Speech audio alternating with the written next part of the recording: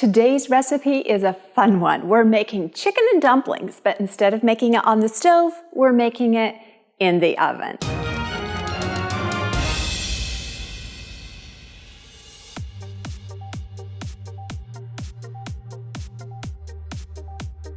I'm going to start with diced carrot, celery, and onion.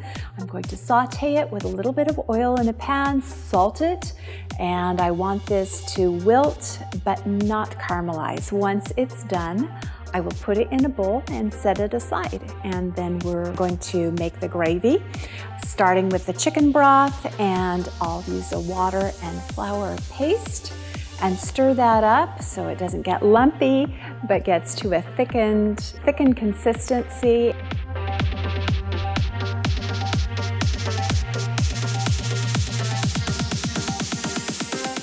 And then I will also put in some poultry seasoning and thyme to boost up the flavor a bit. Some salt and pepper is desired, and once that's done, I'll add the vegetables and the chicken. Now it's time for the dumplings. So I've got my dry ingredients, flour, salt, baking powder, soda, and I'm going to add basil to give a nice flavoring to the dumplings. Stir that up. We'll be adding some oil and buttermilk. And once I've got that to a good consistency, I'm going to take spoonfuls of that dough and place it onto the gravy vegetable chicken mixture. I'm using a 9x9 pan, but I would recommend you use a 9x12, 9x13, whatever that oblong size is, for two reasons.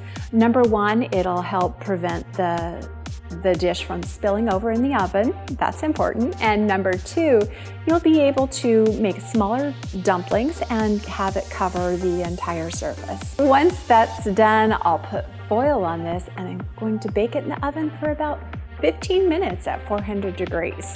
Now this is going to allow the dumplings to steam so you get kind of that soft, pillowy dumpling texture on the bottom. And then after 15 minutes, I'm going to remove the foil and we're going to let the tops of those dumplings brown up and crispen a little bit in the oven and give it a little crusty texture. Once that's done, I'll bring it out and then serve it up. I like to use a bowl. You can either serve this with forks or spoons or both. This makes a wonderful, delicious chicken and dumpling dish. Hope you give it a try.